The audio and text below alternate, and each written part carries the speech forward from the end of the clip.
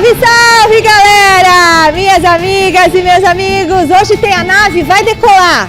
Pachecão, prepara a nossa... Aí! Vem com a gente! E hoje tá demais! Muito bom! Com essa super dupla, vai, Pacheco!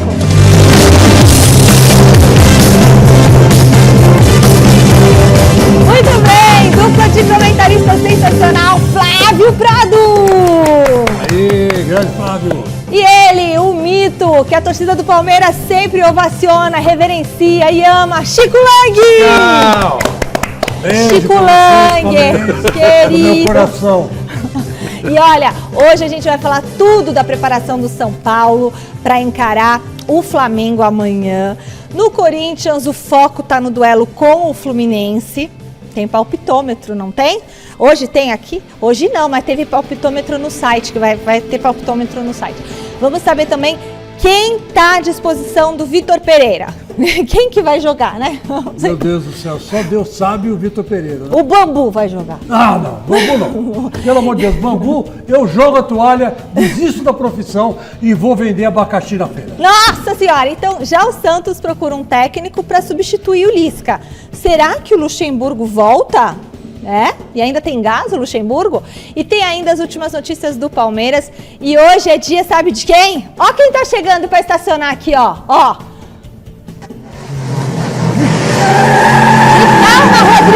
Calma, Rodrigo! Calma vai aí, devagar, Rodrigo. Aqui, ó. Rodrigo França com momento e velocidade. Você viu, Chico, como que ele faz? Mas dirigindo? pode entrar de carro de Fórmula 1 aqui dentro? Ele pode, com o Mitsubishi dele, ele pode tudo. Ah, então tá bom. Então a gente vai e volta já depois dessas dicas. Eu sei. Já voltamos, meu povo, e a gente começa com o Santos. O técnico Lisca, que deixou o Peixe ontem, já tem um novo clube. O treinador foi anunciado hoje pelo Avaí. Enquanto isso, o Santos trabalha por um substituto do Lisca. O primeiro nome apontado como alvo do clube foi o argentino Sebastián Beccacece, mas a negociação não avançou. Agora o Vanderlei Luxemburgo está na parada lá, está na pauta do Peixe. Mas a cúpula alvinegra ainda está estudando essa possibilidade. E a gente vai para a nossa enquete. Vamos lá, o Santos deve contratar Vanderlei Luxemburgo como gerente e treinador até o final do ano? Sim ou não? Dá para acumular as duas funções? Votem lá no site gazetesportiva.com. Flávio Prado, o que você acha? Bom, boa noite, Michele. Boa noite, amigo. O Santos ele não leva muito a sério isso, né? Você olha aí nessa gestão do Rueda, ele trocou um monte de gerente, deve dar mais de 10, 12, 13, tanto gerente como diretor. Então, como ele não leva muito a sério, é até o final do ano mesmo, não teve ninguém do nível do Luxemburgo. Então, por que não? Para ele prazo é tipo, né, troca com a maior facilidade, então por que não um cara do nível do Luxemburgo? Eu acho que tudo bem, pela filosofia que o Santos tem, com certeza. Conhecimento ele tem. E aí, Chicão, o que você acha? Ah, tem que aceitar, tem que fechar negócio com o Luxemburgo, sim, como gerente e como treinador. Como fez o Atlético Paranaense, para quem esqueceu, né, com o Felipão. O Felipão foi convidado para ser gerente, mas tinha vaga de técnico, ele acabou pegando, foi ficando, e está na final da Libertadores contra o Flamengo. Então eu acho que o Vanderlei Luxemburgo, em termos de conquista, de conhecimento futebolístico, não fica devendo nada para o Felipão, no meu modo de ver. Por exemplo, para quem não sabe, o CT Rei Pelé, quem construiu foi o Vanderlei Luxemburgo. Não é mesmo? Foi ele que construiu. Ele mandou derrubar a parede, levantar a parede, sabe, dar o ar-condicionado ali, tirar por aqui, sabe aquele negócio? Empurra, vai mais para cá, faz mais força por aqui. Ele que orientou. Ele que fez praticamente o CT do Santos. Então, eu acho que é um cara que conhece o time, sabe onde está pisando, sabe onde buscar e sabe o que fazer. Como é até o final do ano, como disse o meu querido Flávio Prado, eu acho que nem o Santos tem a perder e muito menos o Luxemburgo. Luxemburgo no Santos já. É que estavam as imagens ali do Palmeiras, porque é da passagem dele pelo Palmeiras, não é isso? A última passagem dele como técnico. Mas lá no Santos ele colocou a casa em ordem, viu? Primeiro troféu Mesa Redonda. Isso. O Santos foi campeão com o Luxemburgo como melhor técnico. Isso. Foi 2003, né? É isso? 2003. 2003 ou 2004? 2003. Vamos contar. Acho que era 2003. Mas o Luxemburgo foi o técnico. Eu lembro do primeiro troféu. Ele era o técnico campeão do Santos. Agora, muita gente está dizendo o seguinte, não, porque, só para completar, depois a gente não vai falar mais do caso, que muita gente está dizendo o seguinte, não, mas ele saiu candidato, queria sair candidato a senador pelo Tocantins, isso aí já desviou o foco, ele vai fazer o quê? Política ou vai gerenciar futebol? Minha gente, vamos tomar banho. É lógico que ele vai gerenciar futebol. E ele, como cidadão, tem o direito a concorrer a qualquer cargo público que ele quiser. É verdade. Só que o partido que não quis, né? Porque ele não é oriundo de Tocantins, eu até entendo as posições do partido, né? E ele, achando que tem propriedades lá, ele poderia ser, acabou não entrando num acordo e não foi. Agora, deixar que isso atrapalhe a carreira dele como gerente de futebol, isso é um erro. O cidadão é livre para sair candidato. Eu mesmo saí 4 vezes. Não ganhei, mas saí. Eu sou livre. Não devo nada para ninguém. Quer contribuir, limpa, não é? Queria dar sua contribuição para a sociedade, eu acho muito bom. Botou a cara para bater, né? Claro. É muito fácil ficar sentado reclamando, né? Dura sair, dar a cara para bater. Deixa eu mandar um parabéns hoje para o nosso querido Vitor Noburo. Ele é corintiano? Tá dançando axé. Direto para o CCT da Barra Funda conversar com Osmar Garrafa. Boa noite, Osmar Garrafa. O assunto do dia é o Igor Gomes, é isso? Boa noite, Michele. Nem São Paulo, nem Palmeiras, nem Corinthians, é o São Paulo que está em 3 frentes ainda, não é? Copa Sul-Americana, Copa do Brasil e Campeonato Brasileiro. Claro que tem aí jogos aí difíceis pela frente e tem um futuro a resolver pela frente. Então o São Paulo amanhã tem jogo contra o Flamengo, a gente vai falar já dessa partida, mas tem preocupações para encerrar a temporada bem, montagem de elenco também para o próximo ano. E aí a questão, jogadores que ficam, jogadores que não vão ficar, e um dos casos específicos que preocupa a diretoria do São Paulo, e a própria comissão técnica, é o do Igor Gomes, como você bem falou aí, porque o Igor Gomes no clássico do último final de semana, ele acabou voltando à equipe depois, né, que ele foi expulso lá contra o Atlético Goianiense, que deu aquela confusão toda, o São Paulo ficou em desvantagem para a Copa do Brasil, a torcida pegando no pé dele, lacrando ele nas redes sociais, e aí o Rogério Ceni, ele cumpriu suspensão e voltou no final de semana como titular, no banco de reservas contra o Corinthians. E aí na hora que apareceu lá no placar eletrônico e tal, o nome do Igor Gomes, entre os jogadores relacionados para a partida, o Morumbi todo vaiou. Ele foi para o jogo, depois quando saiu também acabou sendo vaiado, e a gente abordou esse tema com o Rogério Ceni em entrevista coletiva, para que ele falasse como é que está o Igor se sentindo, se a torcida está injustiçando o jogador, pegando demais no pé do Igor Gomes, que já está um bom tempo no São Paulo, está tentando uma renovação de contrato, e o Rogério falou sobre o tema. O máximo que eu posso tentar dizer para ele é que eu já fui vaiado aqui e sobrevivi. Acho que são situações distintas, ele é jovem, tem um futuro indefinido dentro do clube, porque o contrato acaba em março. Ele vai ter que ter força e saber conviver com essa situação. E nós temos que ter inteligência para momentos que nós precisamos dele em determinados jogos, assim como a gente troca vários jogadores, ele também vai jogar determinados jogos, e determinados jogos ele vai ficar fora. E ele tem que ter cabeça boa, é um menino com boa formação. E vai ter que reverter isso com gol, vai ter que reverter isso com uma assistência, com uma participação importante num jogo decisivo que ele possa ajudar, ou mesmo, enfim, cada minuto que ele tiver em campo vai ter que ter cabeça boa para superar isso. Não tenho mais do que eu possa falar, eu lamento que ele tenha que passar por isso, que existe essa, porque eu acho que você falou uma coisa exata, ele não foi de longe, ele não foi o jogador que menos rendeu em campo, né? Mas são estigmas que a gente tem que carregar pela vida e tem que superar, aqui ou em outro lugar quando ele estiver. Ou seja, futuro indefinido para o Igor Gomes. O próprio Rogério falou, vai ter que superar ou aqui ou em outro lugar. A verdade é que o clima não é legal e, teoricamente, é um jogador a menos no aspecto emocional que o Rogério pode contar para momentos importantes. Amanhã contra o Flamengo, Copa do Brasil, depois final de semana tem Campeonato Brasileiro, tem decisão de Copa Sul-Americana.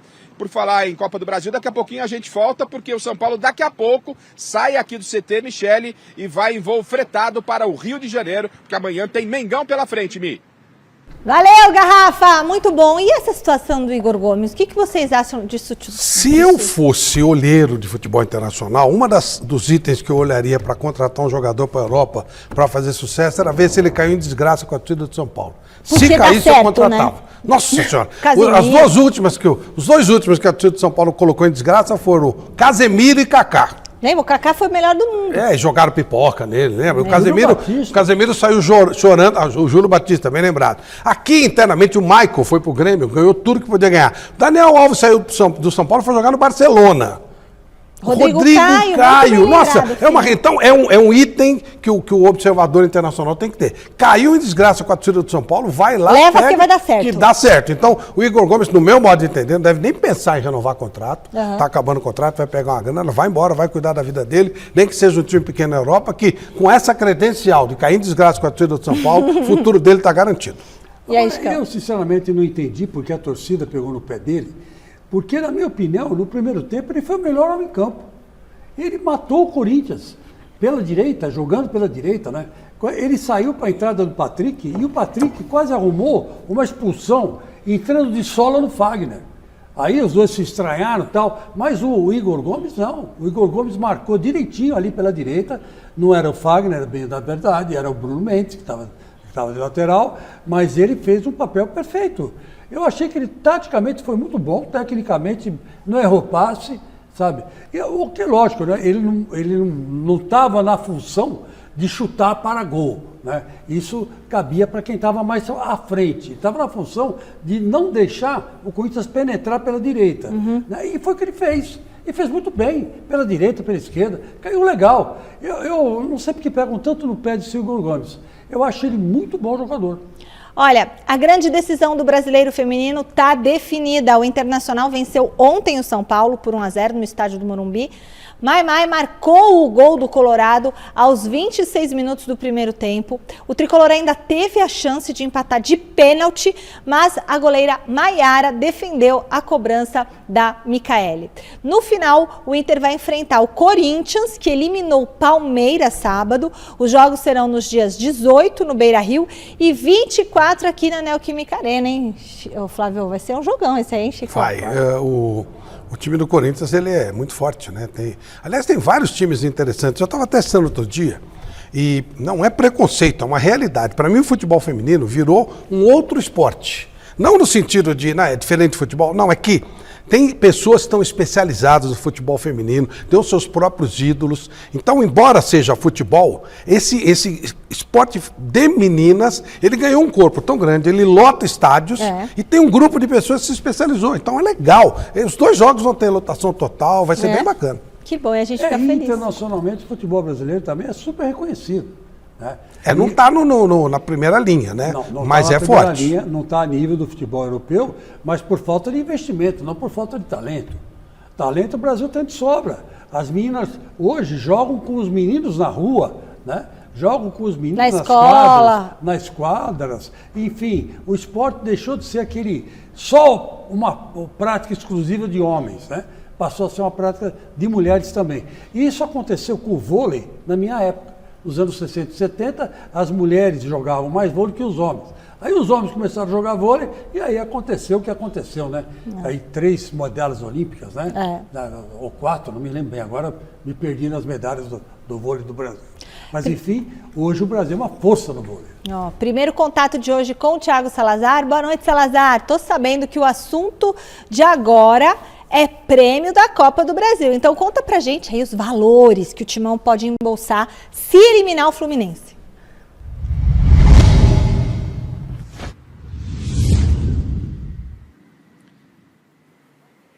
Boa noite, Michele, para você e para todo mundo que está acompanhando o Gazeta Esportiva. Assim, vamos falar do prêmio da Copa do Brasil, deste Corinthians, que eu quero só acrescentar uma informação. Vocês comentaram que a final do Campeonato Brasileiro vai ser dia 24 na Neoquímica Arena, do Brasileiro Feminino.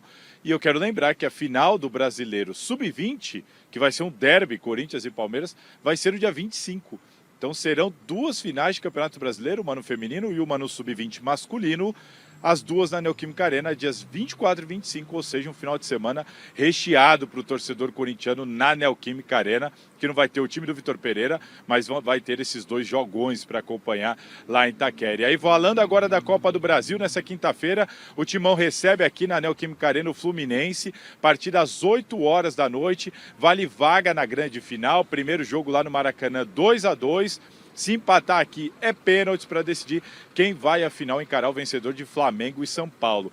E ir à final é de fato muito importante, tanto para brigar por uma taça quanto para embolsar uma grana valiosa. Afinal, o vice-campeão da Copa do Brasil garante 25 milhões de premiação e o campeão 60 milhões, ou seja, um prêmio gordo, um prêmio importante para os dois clubes, principalmente aqui para o Corinthians, que vem se recuperando dessa dívida. Então, vale essa informação da parte financeira deste jogão que tá envolvendo vaga na grande final da Copa do Brasil. E também falando da final, a gente trouxe ontem rapidamente a informação que o árbitro do jogo será o Anderson Daronco, do Rio Grande do Sul. Chico Lang ficou bravo aí na mesa, e eu tenho mais informações e notícias aqui para você, hein, Chico?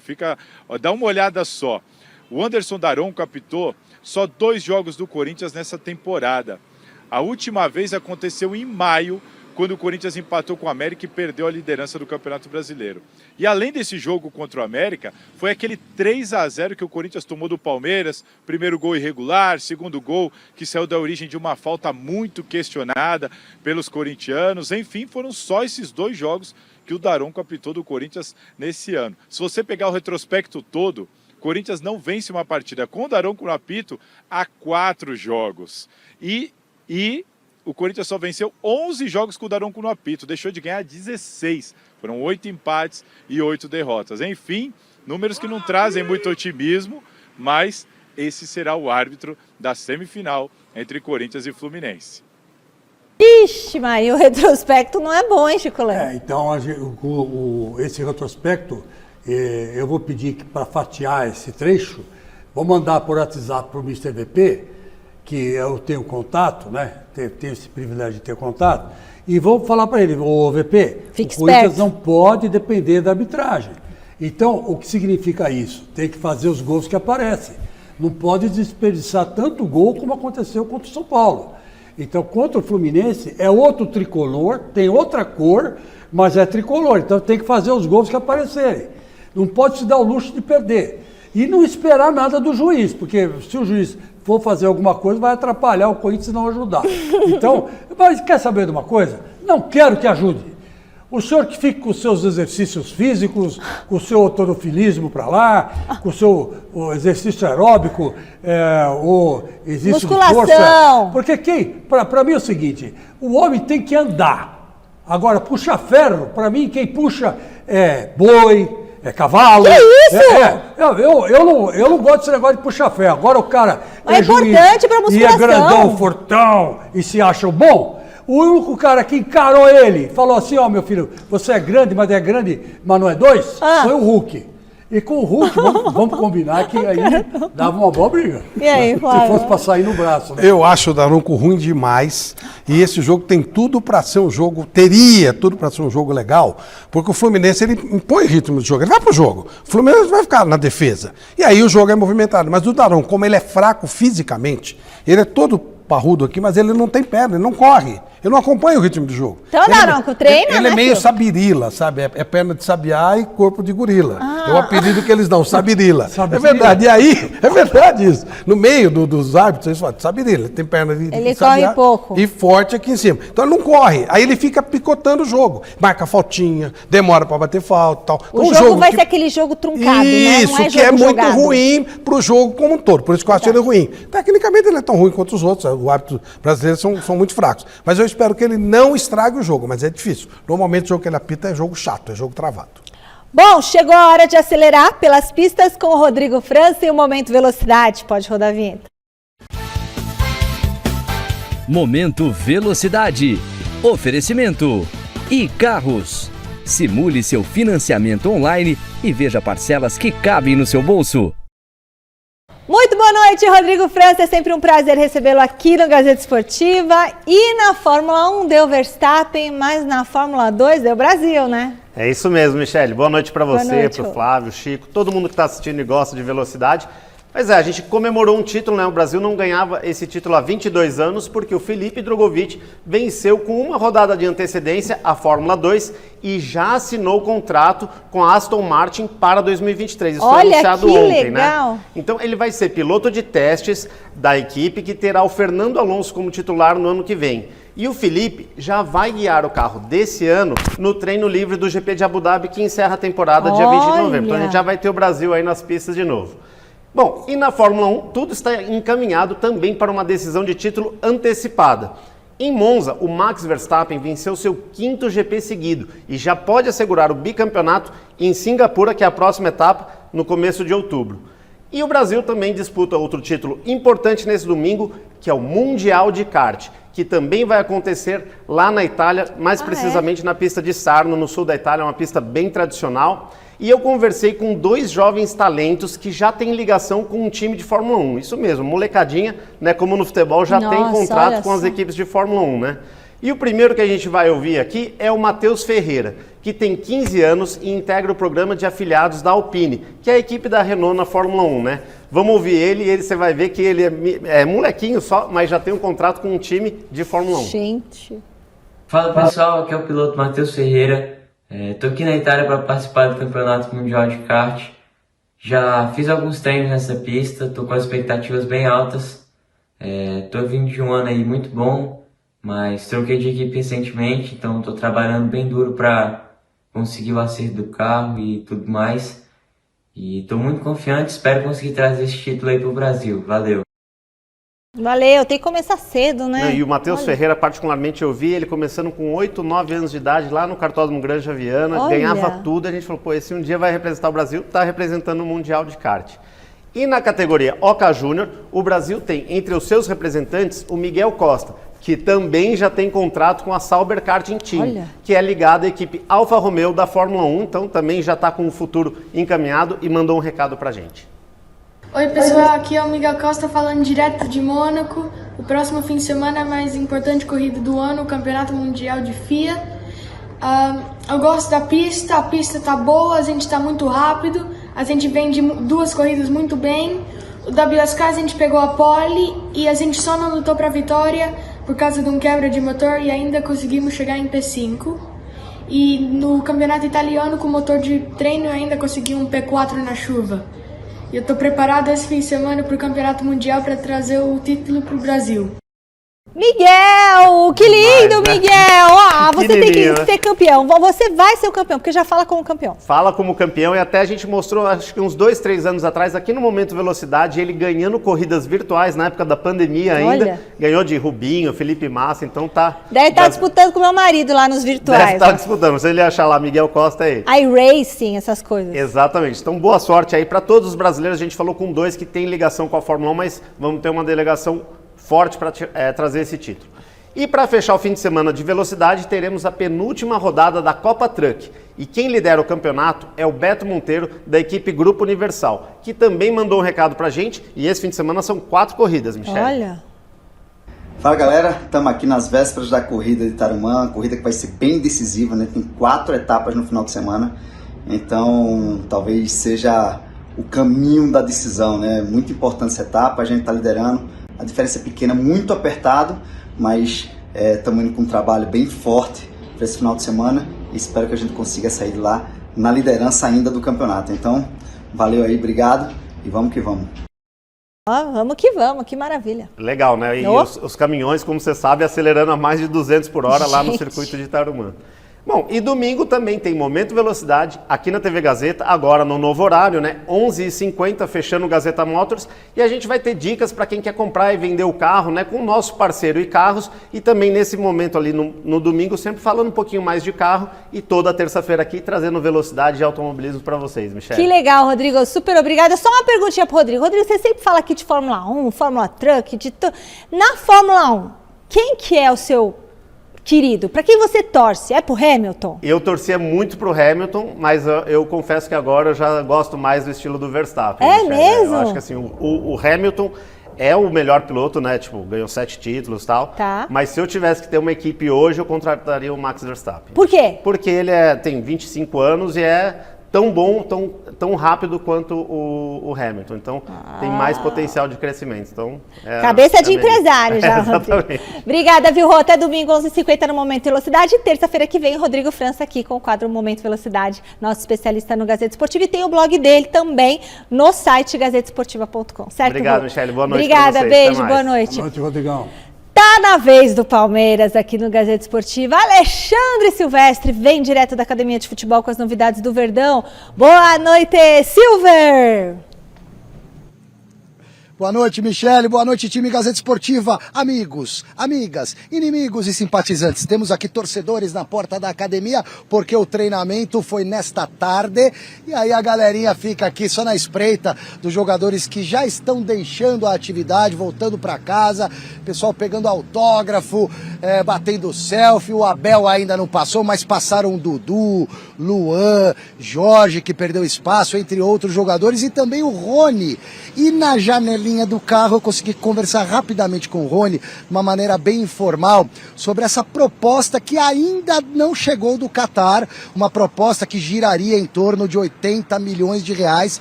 Eu apurei junto a algumas fontes e também falei com o Rony. Resumo da ópera: o Rony não deve sair nesse momento, até porque a janela para o futebol do Qatar fecha na quinta-feira. Não dá muito tempo de formalizar, firmar um negócio desse tamanho. O Palmeiras não quer vender o Rony, renovou com o Rony no ano passado até o final de 2025 e o Rony também não está a fim de sair agora. Palavras do próprio Rony: acho difícil acontecer alguma coisa.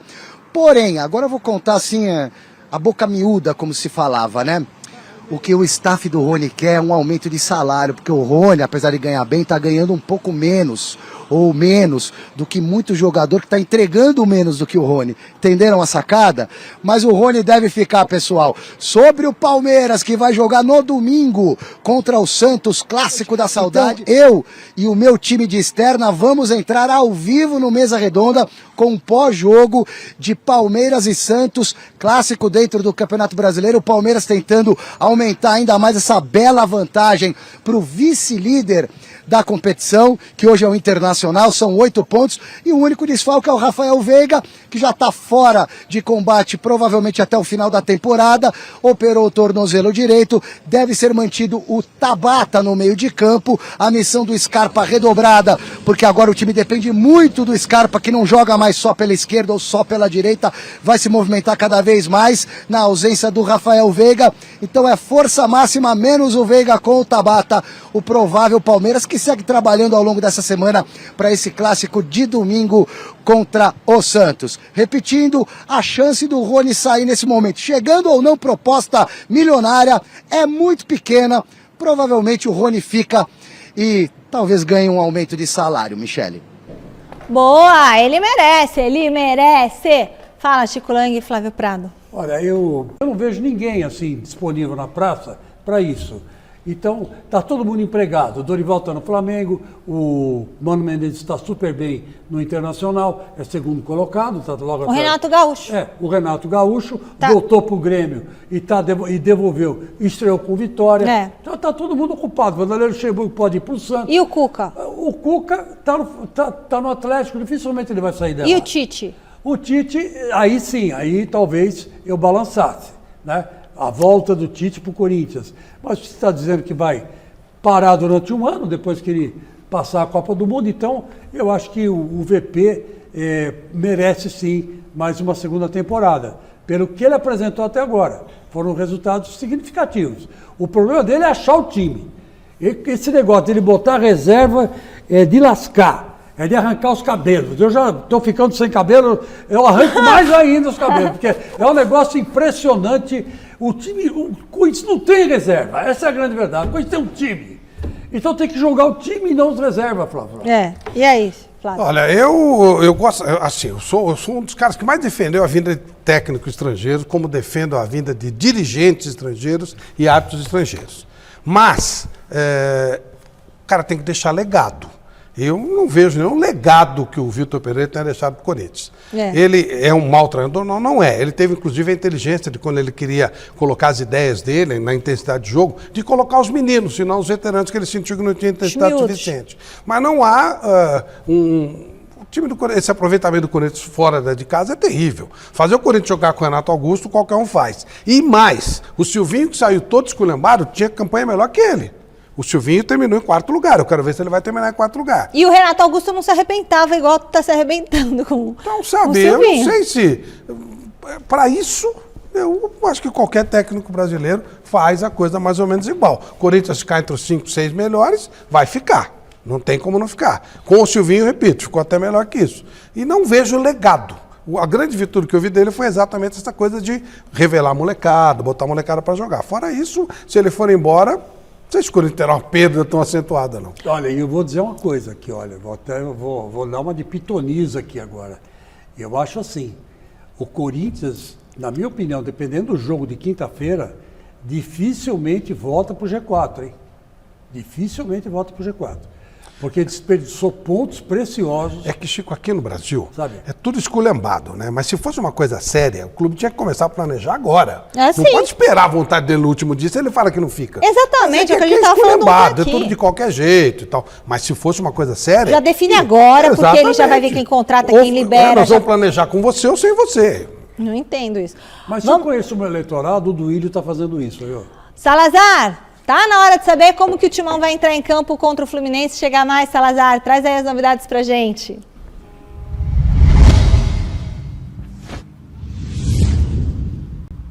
Vamos lá, Michele, vamos falar da parte do elenco desse time, da preparação do Corinthians para encarar o Fluminense. Antes disso, eu quero falar sobre o Rafael Ramos.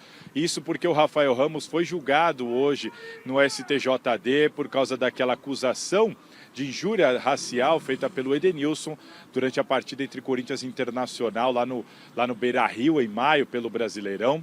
Hoje o Rafael Ramos foi julgado e foi absolvido por unanimidade. Rafael Ramos, então, agora não corre mais nenhum risco na esfera desportiva. Claro, o Inter pode recorrer, né? Tem gente lá no Sul que diz que o Inter deve recorrer, ainda não há nenhuma convicção sobre isso, mas a gente vai ter que aguardar este caso. A princípio, por enquanto, na esfera desportiva, o Rafael Ramos está aliviado, como ele mesmo explicou hoje em entrevista lá à Corinthians TV. Vamos ouvir o lateral português. Nunca passei por uma situação parecida, então nunca tinha vivenciado ou experienciado algo tão difícil na minha vida, eu acho. Eu tentei sempre, como todos viram, tentei sempre deixar de lado, dar o meu melhor dentro do campo, ser a mesma pessoa que sempre fui, dar o melhor de mim às pessoas e o melhor de mim também dentro de campo. E então sinto-me muito aliviado por ter tirado este peso de cima de mim neste momento, porque não foram semanas nada fáceis, meses, que isso foi o que tornou mais difícil, que foi muito tempo, eu acho, prolongou-se muito tempo, este caso, infelizmente, mas graças a Deus correu tudo bem e neste momento fui absolvido por essa parte desportiva agora. Bom, Michele, com o Rafael Ramos agora mais tranquilo, vamos falar do time que vai jogar contra o Fluminense. Vou pedir para o Fini colocar uma telinha aqui do meu lado para a gente falar da montagem desse elenco e das opções do Vitor Pereira, porque é o seguinte, ó, dá uma olhada. O Corinthians vai ter alguns jogadores que já se recuperaram, né, se recuperaram de algum tipo de lesão, de algum incômodo e até entraram em campo contra o São Paulo. São os casos do Renato Augusto, do Fagner, do Watson e do Lucas Piton.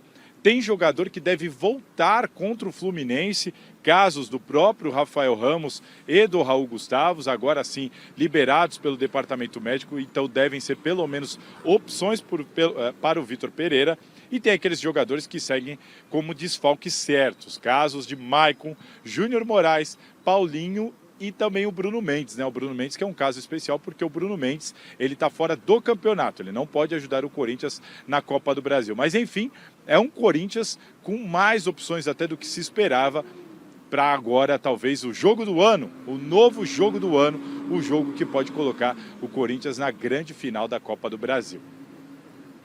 Valeu, Salazar. Bom, porque se o Corinthians cair fora, hein? Parece que uma coisa foi legal, o menino não ficou comprovado que ele cometeu nenhum tipo de injúria racial, nada. Então não, acho que não. Fez-se justiça. É bom quando isso acontece. Nós temos que lutar muito contra o racismo, mas também não podemos querer que haja injustiça, como foi o caso aí, né? Tudo indica. O tribunal tomou uma decisão coerente, eu acho, porque pelas imagens a gente não vê. Não há nenhum tipo de comprovação. Né? É a palavra do Edenilson contra dele. Às vezes pode ter... O Edenilson deve ter entendido mal. Eu não creio que ele fez por maldade também, não. Eu não acredito que o Edenilson não tenha esse caráter de maldade. Eu conheço o Edenilson, entendeu um negócio jogou errado. No Corinthians, Exatamente. Fiz várias entrevistas com ele, conversei pessoalmente na época que se podia chegar no jogador e levar uma conversa, jogar uma conversa fora, né? Falar da família, falar de preferência de cinema, falar de bobagem, né? Então, o Edenilson não tem esse caráter, não. Ele entendeu mal e o tribunal foi justo.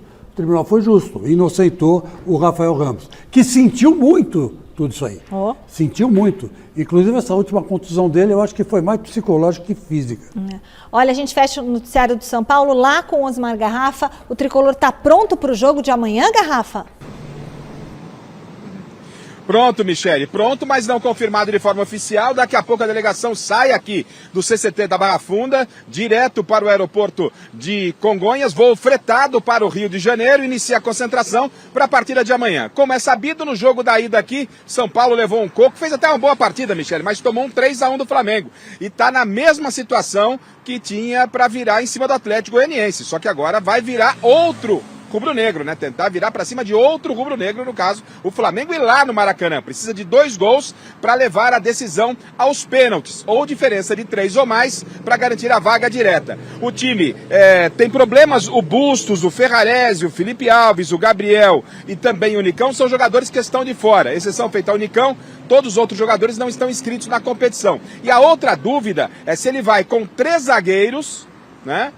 Um pouco mais cauteloso mesmo, precisando do resultado, ou se ele coloca o Alisson, abre mão do Miranda na zaga para enfrentar o Flamengo e ficar exposto, e aí corre risco até de tomar uma goleada. Então o Rogério tem essa dúvida, isso só vai ser confirmado amanhã, momentos antes da partida. Um provável São Paulo, o Jandrei no gol, porque o Felipe Alves não pode jogar, não está inscrito. Os 3 zagueiros, Léo, Diego Costa e Miranda, estou apostando na escalação com 3 zagueiros, mas não será surpresa se ele abrir mão de um desses zagueiros. Os alas, o Igor Vinícius e o Reinaldo, completando o meio campo. Pablo Maia, o Patrick e o Rodrigo Nestor. Na frente, o Caleri, que há um bom tempo não marca, e também o Luciano. Esse é o São Paulo que vai com o que tem de melhor para a partida de amanhã, 21h45 no Maracanã, valendo vaga na decisão da Copa do Brasil, Michele.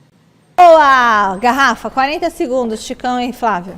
Eu acho o seguinte, que o São Paulo tem que ir com a cara e com a coragem, né? E tentar conseguir o melhor resultado possível.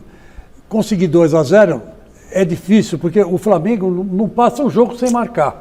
Vai marcar. Às vezes, como aconteceu na última rodada, Flávio, até num gol meio esquisito, né? Que foi gol de VAR, né? Mas, enfim, o Flamengo sempre faz um gol. Isso aí pode prejudicar o São Paulo. Tem que acreditar um pouco. Não dá.